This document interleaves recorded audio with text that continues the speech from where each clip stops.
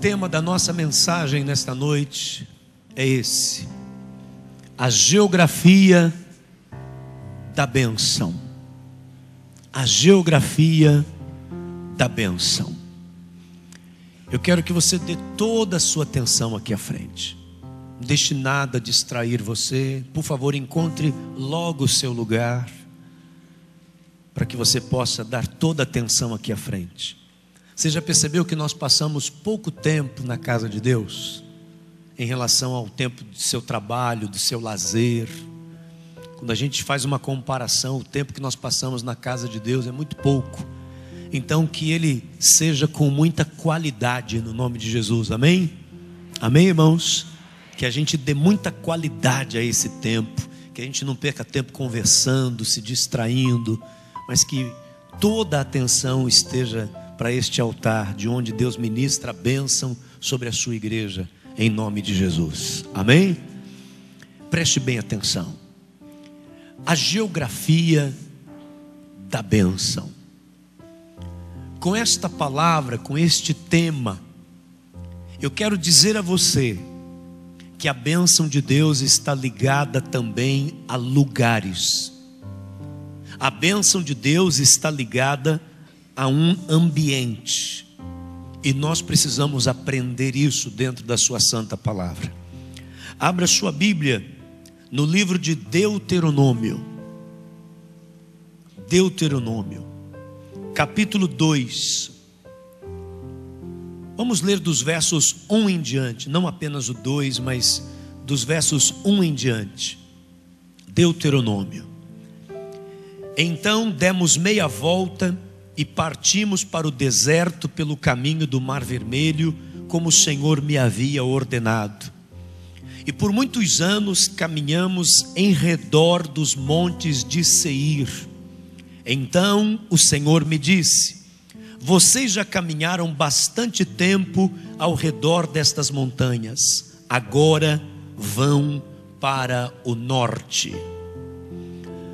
Quando nós observamos a palavra de Deus, não apenas no Velho Testamento, mas também no Novo Testamento, nós encontramos sempre uma palavra dando direção aos homens, às mulheres, ao povo de Deus, para que fossem a determinados lugares, a determinados pontos. Isso então não pode, não deve ser desconsiderado por nós. Isso de Deus mandar pessoas para determinados pontos, para determinadas regiões, para determinados lugares, tem que ter um motivo específico para isso. Quando Deus falou com Abraão em Gênesis capítulo 12, no verso 1, ele disse: Abraão, sai da sua casa, sai da sua parentela, da sua terra, e vai para a terra que eu te mostrarei. Havia sempre assim uma direção de Deus. Moisés revela isso para nós quando ele diz aqui na leitura que fizemos, que eles estavam andando ao redor dos montes de Seir durante anos, segundo a orientação de Deus. E agora Deus estava dizendo: vocês já andaram muito tempo por aí, saiam daí agora e vão para o norte. Na continuação, você percebe Deus também dando a direção: vocês vão passar agora por perto dos seus irmãos, os descendentes de Esaú, mas vocês não os provoquem, não briguem com eles, eles estão com medo de vocês. Não entrem em contenda, porque essa terra por onde vocês vão passar eu não estou dando a vocês, eu já dei a eles. Nem um pé de terra eu vou dar a vocês. E aí Moisés nos diz que eles passaram de largo, ou seja, fizeram como Deus mandou, tiveram que dar uma volta, mas não passaram por onde Deus estava determinando que não era para passar. Portanto, você vê uma geografia de bênção na Bíblia. Você olha para a palavra de Deus e você vê que Deus está sempre relacionando bênção com lugares. E aí cabe a gente fazer o seguinte questionamento: Deus vai me abençoar onde eu estiver. É uma frase que talvez você mesmo já tenha dito, eu já disse, que talvez você já tenha ouvido alguém dizer, mas será que é assim mesmo? Será que Deus vai te abençoar em qualquer lugar? Uma coisa é certa: Deus pode nos abençoar onde Ele quiser. Você pode estar no meio de um deserto e ali não tem nada para você, e Deus pode lhe abençoar no meio do deserto. Em Isaías 43, verso 18, a palavra nos diz que Deus colocaria caminhos no deserto, rios no ermo. Deus tem poder para fazer isso. Mas talvez essa frase não esteja completa.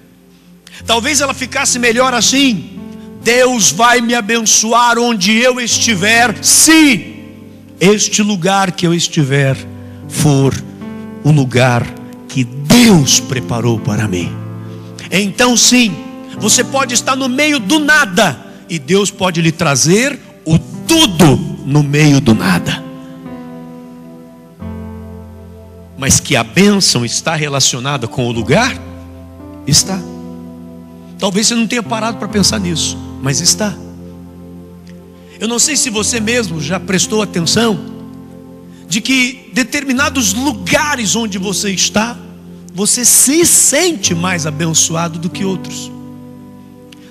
De repente tem coisa que você faz num lugar, você que tem 2 trabalhos, por exemplo, talvez você consiga perceber bem isso.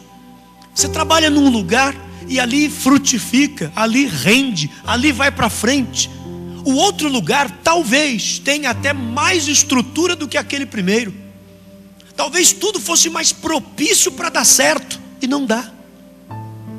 Não dá. Parece que um lugar tem a bênção de Deus e o outro não. Sabe, Jesus, ele respeitava também essa questão de lugares. No Evangelho de João, no capítulo 4, versículo 4, a Bíblia nos diz que era necessário que Jesus passasse em Samaria. Mas por quê? Porque em Samaria ele sabia que estava uma mulher na beira do poço, pegando água num horário fora do comum, porque ela não queria se encontrar com as pessoas. Pleno meio-dia, aquela mulher estava tirando água, não era uma hora certa de fazer isso. E a Bíblia nos diz que aquela mulher, ela já havia tido 5 maridos, estava com o 6º e ainda assim não era feliz. E Jesus precisava se encontrar com ela para dizer para ela que Ele era a água da vida, e que se ela bebesse desta água, ela nunca mais teria sede. Jesus precisava passar ali, porque depois desta bênção na vida dela, ela também daria a ele a oportunidade de entrar e falar do seu amor para outras pessoas na cidade de Samaria. Mas não era comum Jesus ter que passar por ali. Os judeus, eles rodeavam Samaria, não passavam por dentro de Samaria. Os samaritanos não se davam com os judeus. Quando um judeu passava por ali, era tido como se fosse uma provocação. Mas Jesus, a Bíblia diz que era necessário que ele passasse por ali para abençoar a vida de alguém. A geografia da bênção. A geografia da bênção. A Bíblia nos fala sobre Ruth. Ruth perdeu seu esposo e agora ela estava desamparada. A coisa mais lógica para ela seria ela voltar para as suas terras, para Moabe. Ela era moabita. O comum seria isso, voltar para a casa dos seus pais, onde ela teria aconchego, onde ela teria segurança, já que agora ela estava viúva. A sua sogra Noemi disse assim: olha, volte para a casa dos seus pais, porque eu não tenho mais filho para lhe dar em casamento. Ela disse isso porque naquela época isso era comum. Se uma mulher ficasse viúva, ela deveria se casar com o seu cunhado que fosse solteiro. Mas o cunhado era novinho demais, era criança. Por isso Noemi a dispensou, falou: volta para a casa dos seus familiares. Mas Ruth disse assim: não, onde você for, eu irei. O meu lugar é o teu lugar. Onde você estiver, eu vou estar também. E por causa dessa sua atitude, ela foi parar em Belém. E em Belém, ela se encontra com o amor da sua vida. Um homem rico, dono de uma vinha extraordinária. Um homem carinhoso, que a Bíblia mostra como ele tratou Ruth com carinho, com deferência, com amor. Lugar de bênção, geografia da bênção. A lógica seria ela estar nas terras dela, Moabe, mas não, ela foi parar em Belém. Geografia da bênção. A geografia da bênção. Pense bem numa coisa que eu vou te dizer agora. Será que você tem estado no lugar de bênção para você? Será? Se concordamos biblicamente que a geografia da bênção existe, se precisamos estar no lugar que seja da vontade de Deus, eu lhe pergunto: você trabalha num lugar que Deus preparou para ser bênção para você? Você mora num lugar que Deus preparou para ser bênção para você? Você está numa igreja, numa congregação que Deus preparou para ser bênção para você? Pense nisso. Você que não é aqui de Aracaju, o que você está fazendo aqui em Aracaju? Foi Deus que te trouxe para cá? Foi. Você não pode trabalhar na empresa errada, para o chefe errado, fazendo coisas erradas por 40 horas por semana e depois ficar questionando Deus porque as coisas não vão bem na sua vida. Não pode. Porque tem tudo para dar errado. Se você está num lugar que não foi Deus que te colocou lá, trabalhando com pessoas que não foi Deus que colocou como chefe, como líder sobre a sua vida, Deus não colocou essa pessoa como alguém para levar favor para a sua vida. Você está fazendo coisas que você não gosta de fazer, tem nada a ver com você, e você quer ser abençoado, e vai questionar Deus, e brigar com Deus, e reclamar que Deus não está te abençoando, e de repente Deus está dizendo: eu não tenho nada a ver com isso. O que eu reservei para você, você não quis. O que eu mostrei para você, você abriu mão. Você não tem me dado ouvidos. Você tem se guiado pela sua própria cabeça, pela sua vista, pela sua inteligência, pela sua lógica, pela opinião dos outros e não a minha. Quantas pessoas que estão assim, fora do lugar onde Deus preparou para ela. Deus queria que essa pessoa estivesse num lugar, ela está em outro, teimosamente, e reclamando com Deus, como se Deus fosse o culpado disso, como se Deus fosse o responsável por isso. Eu vou repetir isso: você não pode trabalhar na empresa errada, para o chefe errado, fazendo coisas erradas por 40 horas por semana e depois ficar questionando Deus porque as coisas não vão bem na sua vida. Sabe o que é que isso traz? Isso traz queda de cabelo, isso traz mancha na pele, isso traz taquicardia, isso traz dores nos ossos, isso aqui traz distúrbio do sono, isso traz distúrbio da alimentação, isso traz depressão, isso traz a morte. Quantas pessoas que estão vivendo, passando o tempo precioso da sua vida em lugares errados. Eu vou te dizer uma coisa: não tem como essa pessoa ser feliz.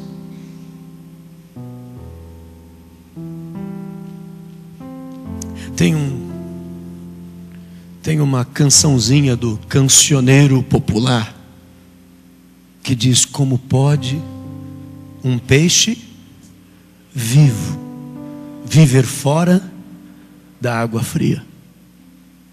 Lugar, ambiente.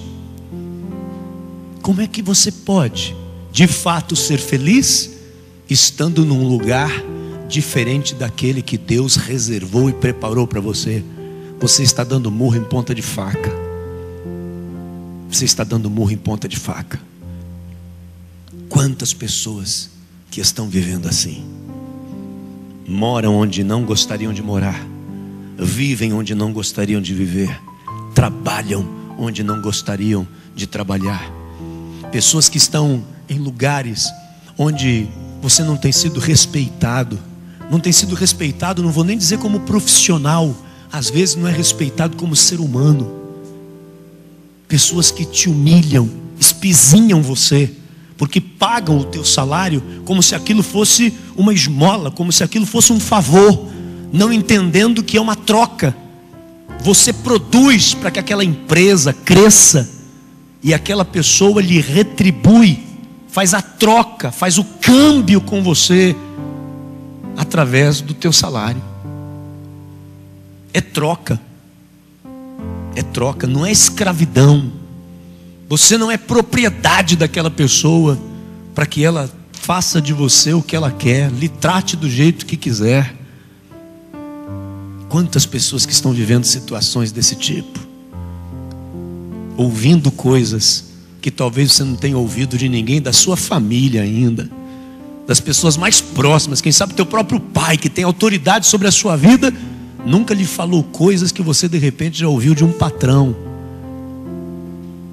e vai continuar ouvindo, se você mesmo não tomar determinadas posições na sua vida, se você não entender o valor que você tem, se você não aprender o que eu aprendi uma vez com um professor chamado Uiratã.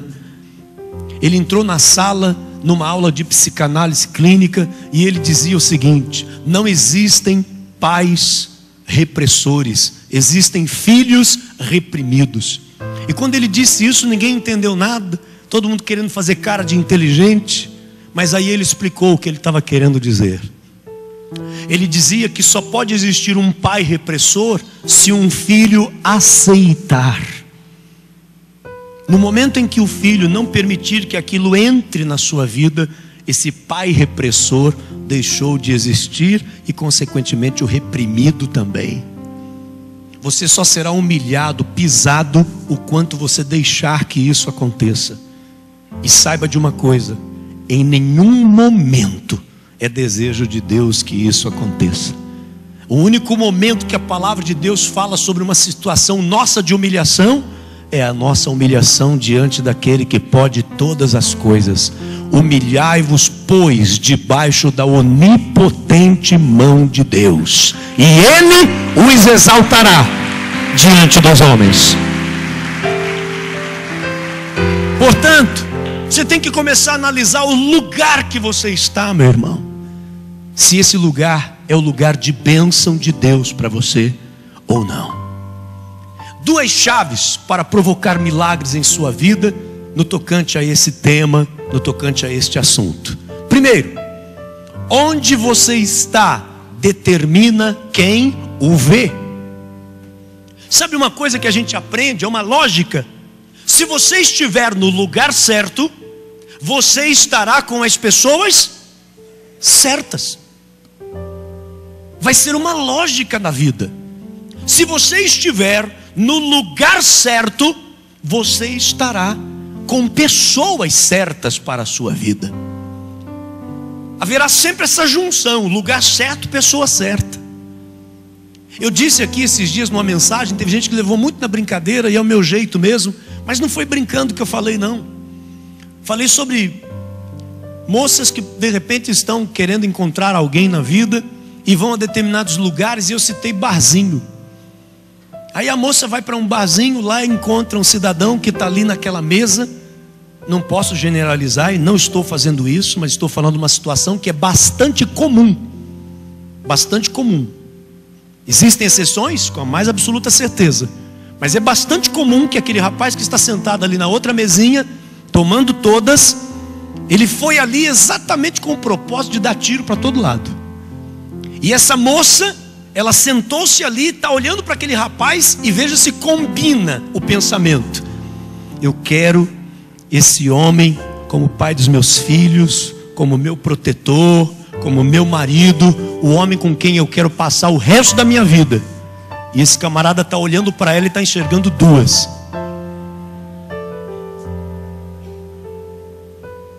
Esse moço está errado? Não. Errado está ela, que foi buscar a coisa certa no lugar errado.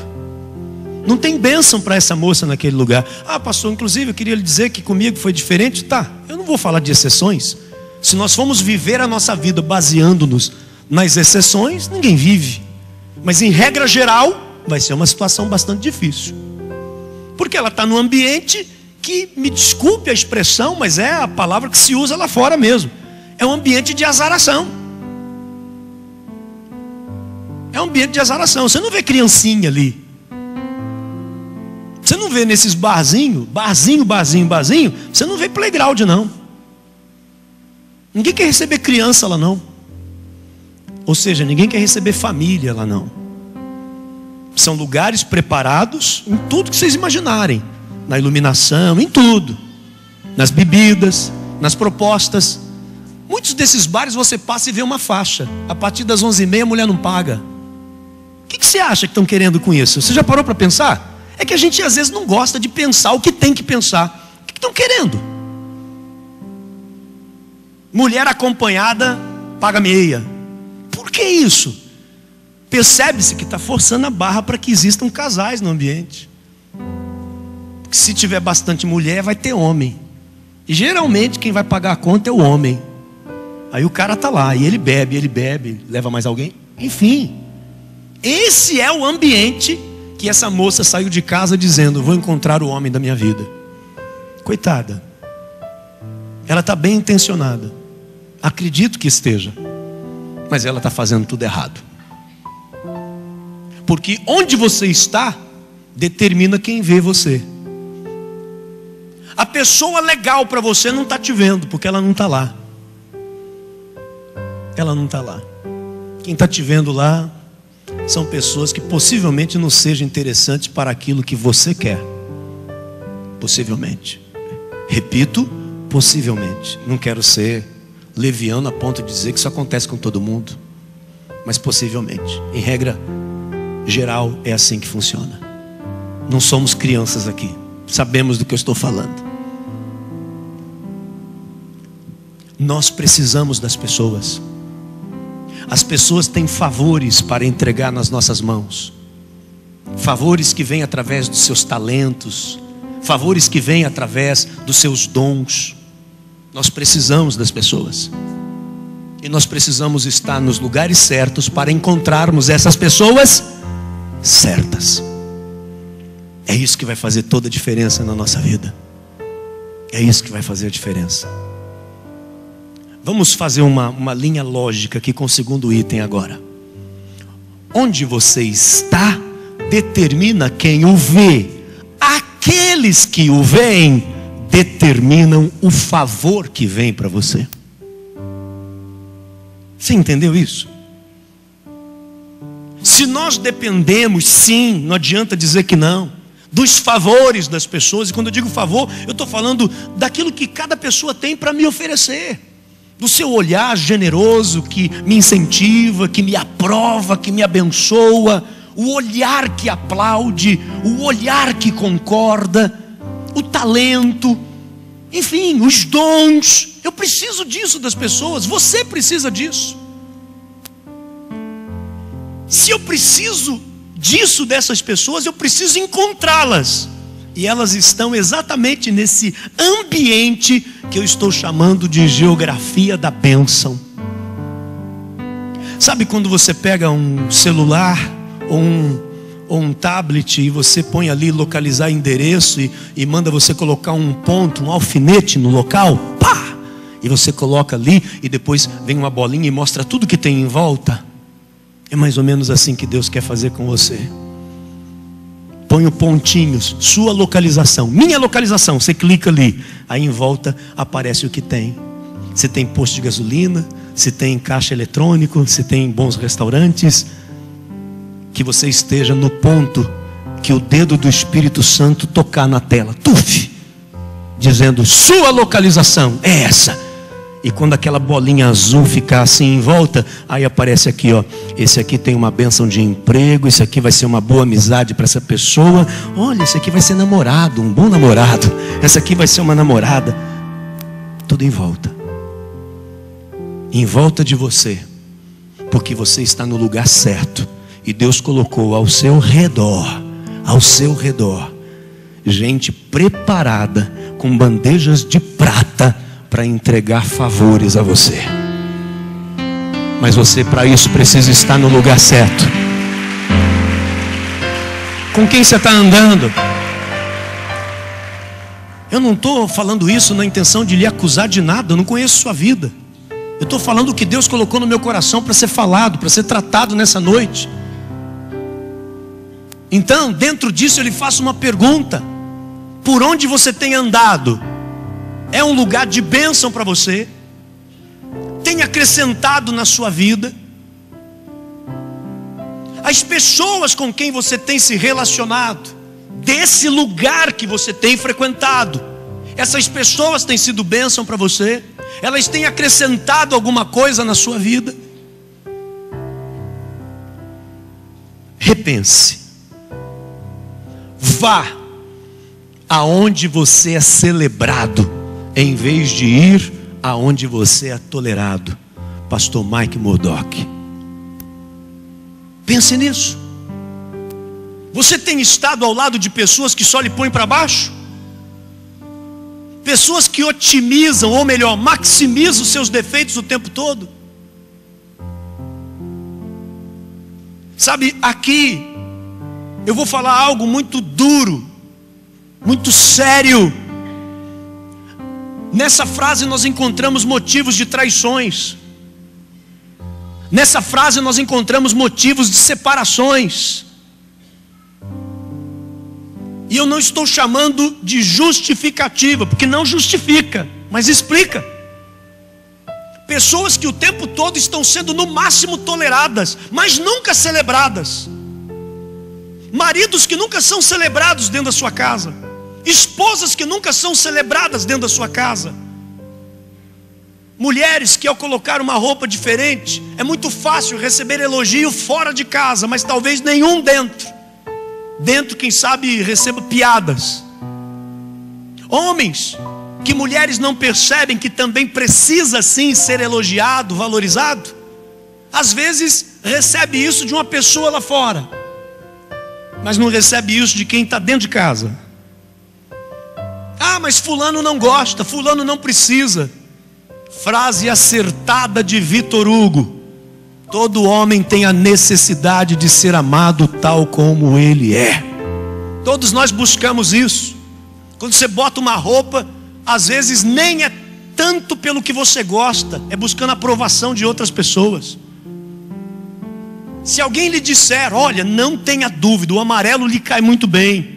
Se uma segunda pessoa lhe confirmar isso, talvez dali em diante, você que não gostava do amarelo, só vai usar o amarelo. É uma necessidade que nós temos de provocar elogios. Alguns mais, outros menos, mas todos têm essa necessidade. Por isso, você precisa começar a pensar por onde você tem andado e com quem você tem andado. Ande com pessoas que celebram você. E eu não estou falando aqui de narcisismo. Eu não estou falando de massagem no ego. Eu não estou falando que você tem que andar só com gente que te elogia, e se alguém lhe criticar você vai ficar bravinho. Não é isso não. Eu estou falando de uma constância. Uma hora ou outra você receber críticas, isso é importante para você. Isso lhe ajuda, lhe constrói, principalmente a depender de quem vem essa crítica. Isso é importante. Eu estou falando de constância. Eu estou falando de gente que no seu viver ele não recebe nunca uma celebração da pessoa que está à sua volta. E você vai continuar vivendo assim? Eu preciso ser muito claro agora em algo que eu vou lhe dizer, para ninguém sair daqui confundindo as coisas. Se essa situação está instalada no seu casamento, eu não estou falando que você tem que se separar, mas você tem que arrumar uma forma, uma posição pessoal para se comportar diante dessa pessoa que não consegue lhe perceber. Você tem que começar a ter uma atitude de autovalorização diante daquela pessoa, já que ela não te valoriza. e orar, e crer, e buscar, crendo que Deus tem poder para transformar essa pessoa, no nome de Jesus. Deus tem poder para abrir os olhos dessa mulher antes que ela perca esse marido, para abrir os olhos desse homem antes que ele perca essa mulher, antes que essa família seja destruída. Mas se você está numa fase de se relacionar com pessoas que você não tem pura obrigação de estar com ela, porque não é sangue do seu sangue, ou porque não é uma pessoa com a qual você já fez um juramento de matrimônio, de vida conjugal, pula fora. Como é que você vai ficar ao lado de um namorado que só te põe para baixo, moça? Como é que você vai ficar ao lado de uma moça, rapaz, que desde que você está namorando com ela, essa moça só lhe destrói? Gente que deixou emprego, gente que deixou faculdade, gente que deixou de trabalhar, gente que deixou de viajar para fazer um curso importante, por causa do ciúme doentio de um ou de outro. E a sua vida amarrada. Deixa eu te falar uma coisa: a moeda na Europa é euro, a moeda nos Estados Unidos é o dólar, no Japão é o ien. A moeda da terra, a moeda da vida é o tempo. É com o tempo que você constrói amigos, é com o tempo que você constrói um relacionamento amoroso, é com o tempo que você trabalha e ganha o teu pão de cada dia. A moeda da vida é o tempo. O que você está fazendo com a sua moeda? O que você está fazendo com o seu tempo? Se permitindo ser pisado, espizinhado por pessoas à sua volta. Seja sábio. Eu não falo com crianças, portanto não tenho medo de ser mal interpretado, de alguém ficar extremista e sair daqui dizendo: pronto, vou romper com tudo. Não, você não é infantil a esse ponto. Não estou falando para você sair daqui rompendo ingenuamente, infantilmente, irresponsavelmente, com emprego, com amizade, com casamento, com namoro. Não é isso que eu estou lhe aconselhando. Por isso que eu pedi a você aqui, repense. É isso que eu estou te pedindo. Repense a sua vida, repense o tempo, repense os lugares por onde você tem andado. Como é que pode uma pessoa viver dizendo que em tal lugar está sendo maltratada e não sair dali? Como é que pode uma pessoa estar trabalhando num lugar onde ela está perdendo cabelo e está adoecendo e não sai dali? O Deus que você serve tem ou não tem poder de abrir uma outra porta para você? De lhe colocar num local digno, onde você vai ser respeitado, seu trabalho vai ser valorizado, e você vai dignamente ganhar o teu pão de cada dia, com o suor do teu rosto. Deus é Deus, dono de todas as coisas que os seus olhos puderem contemplar. Não tenha medo, é diante dele que você tem que se dobrar. Não se dobre diante daqueles que se acham poderosos nesse mundo, daqueles que fazem falcatruas e ameaçam você. Se você não fizer, você perde o teu salário, você perde o teu cargo de comissão. Então vai estudar e seja concursado, porque Deus te deu inteligência para isso. Vai abrir portas tremendas para você.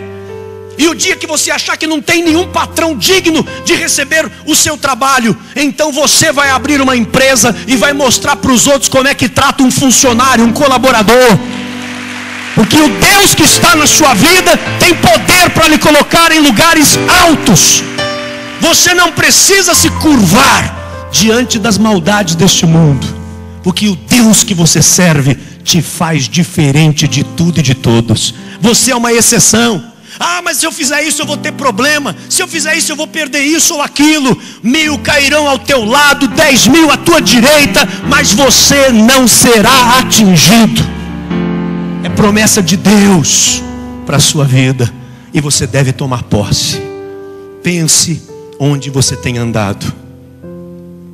Pense. Quando você está com a pessoa certa, o seu melhor aparece e o seu pior morre. É impressionante o poder que as pessoas à nossa volta têm de nos influenciar e de nos fazer melhores ou piores. Impressionante. Sabe, alguém pode chegar com o Alisson e falar assim: Alisson, o que você acha do pastor? E talvez o Alisson diga: o pastor é gente fina, gosto muito dele. Nossa, o pastor é um cara legal, um cara que para me ouvir. Poxa, o pastor... Eu vou dizer o que você já me disse um dia: o pastor é como um pai para mim, que eu conheço ele desde menino, bem menino. E pode ser que uma outra pessoa escute isso e fala: peraí, você não está falando da mesma pessoa. Não, impossível. O pastor que eu conheço é um cara chato, não consigo me relacionar com ele. E começa a apontar vários defeitos meus. Será que o Alisson está certo? Ou será que essa outra pessoa está certa? Ou será que os dois estão certos? Ou será que a diferença é que o Alisson soube tirar o que eu tenho de melhor e o outro só soube tirar o que eu tenho de pior? As pessoas com quem você tem se relacionado te colocam para cima ou te colocam para baixo? As pessoas com quem você tem se relacionado lhe ensinam coisas boas que levam você a mudanças significativas na sua vida? Ou são pessoas que lhe induzem a errar e a continuar errando insensivelmente? Estas pessoas estão cada uma nos seus lugares. A geografia da bênção. Isso pode ser forte. Mas se você não se enxerga como uma recompensa para os outros, pode se tornar um mendigo aos pés de gente hipócrita. Se você mesmo não consegue perceber a bênção que você é no local que você trabalha, se você não consegue perceber, minha irmã, a bênção que a senhora é para o teu esposo, se o esposo não consegue perceber a bênção que ele é para essa mulher, exatamente porque você não percebe, os outros não vão perceber. Sabe o que você vai andar fazendo? Mendigando o elogio das pessoas. Existem pessoas que elas se tornam insuportáveis quando você conversa com elas sem perceber, porque são pessoas inteligentes e deveriam, se fosse em nível consciente, perceberiam, mas não percebem o quanto elas estão sendo ridículas em se autoelogiarem. Nossa, eu tenho uma mão para cozinhar que é uma coisa fora de série. O bolo que eu faço é o melhor. Fulano ali mesmo acabou de me dizer que esse bolo que eu fiz é o melhor que ele já comeu na história da vida dele. Ah, eu sei dirigir, ninguém dirige como eu. Eu sou o melhor motorista que existe. Existem pessoas que numa boa começam a falar assim de si mesmas. Sabe por quê? Porque essas pessoas não conseguiram enxergar, por incrível que pareça, o valor que elas têm. Ué, mas ela não está falando? Por isso mesmo. Se ela enxergasse, ela não estava falando. Se ela precisa ficar falando, é porque ela ainda não enxergou. Ela quer que outros enxerguem, mas ela mesma ainda não enxergou. Eu sou pastor há 28 anos. Eu tenho que saber que eu sou uma bênção para vocês. Eu tenho que saber disso. Eu tenho que saber. Se eu enxergar isso, se eu souber disso, então eu serei, e então vocês me dirão, como muitos dizem isso para mim: ô pastor, você é uma bênção na minha vida. E eu digo: amém, meu irmão, amém, minha irmã. Alguns aqui já me ouviram responder assim no Face: como Deus é bom. Porque eu sei que foi Deus que fez aquilo. Mas Deus me deu um dom de me comunicar com as pessoas, e eu não posso ter falsa modéstia de dizer que não deu. Ele deu. Eu sei me comunicar com as pessoas. Eu sei falar do amor de Deus. Eu não sei falar de outras coisas, mas eu sei falar das coisas de Deus. Eu preciso enxergar essa qualidade em mim. Porque se eu não enxergar, quando acabar um culto, eu vou precisar ficar ligando para as pessoas e dizer: que tal? O que você achou da mensagem? Ei, foi bênção? Ei, você entendeu? Mas se eu enxergo, eu não preciso. Pessoas vão me ligar, pessoas vão me mandar recados para dizer: pastor, foi bênção. Você entende a diferença disso, meu irmão? Eu preciso enxergar quem eu sou. E você sabe como é que funciona isso de lugar de bênção, de geografia de bênção? Alguns irmãos comentam assim comigo: pastor, o senhor pode ir embora de Aracaju? Você está para ir embora de Aracaju? Aliás, qualquer coisa diferente que acontece, tem gente que vem me fazer essa pergunta. Aí, tá vendo? Ele tocou no assunto de novo. Acho que o pastor está indo embora. Deixa eu te dizer uma coisa: nem eu e nem você precisamos nos preocupar com isso. O dia que eu não for bênção para essa igreja, Deus me tira daqui e me coloca para ser bênção em outro lugar. O dia que essa igreja não for bênção no meu ministério, o dia que eu estiver sozinho no ministério aqui, o dia que a igreja não vier comigo, Deus me tira daqui e vai me colocar num lugar onde a igreja vai estar comigo e eu com a igreja, e colocar outro aqui, que esse um vai estar com a igreja vai estar com ele. É assim. Geografia da bênção. Geografia da bênção. Ah, isso nunca vai acontecer. Diziam isso na minha última igreja. Ah, mas aqui o trabalho está crescendo. Lá também estava. E Deus me tirou de lá. Porque eu não devo, não quero ficar um minuto a mais em um lugar que não seja da vontade de Deus. Não vai ser bom para mim, não vai ser bom para você. Entenda. Você, meu irmão, precisa saber o valor que você tem, até para saber a hora de tirar o seu time de campo. Até para estar dentro de uma empresa e lá naquela empresa falar assim: esse lugar não me merece mais. Eu vou para um lugar onde mereçam o homem de Deus que eu sou, a mulher de Deus que eu sou, o talento que eu tenho. E Deus fala: esse é meu filho, porque está ouvindo a minha voz. Não esteja no lugar que Deus nos separou para você. Vai ser um estágio do inferno estar no lugar que Deus não separou para você. Eu quero encerrar com essas palavras. Você precisa estar aonde Deus quer que você esteja e com quem Deus quer que você esteja. É assim que Deus vai agir e operar na sua vida. Por favor, fica em pé no seu lugar.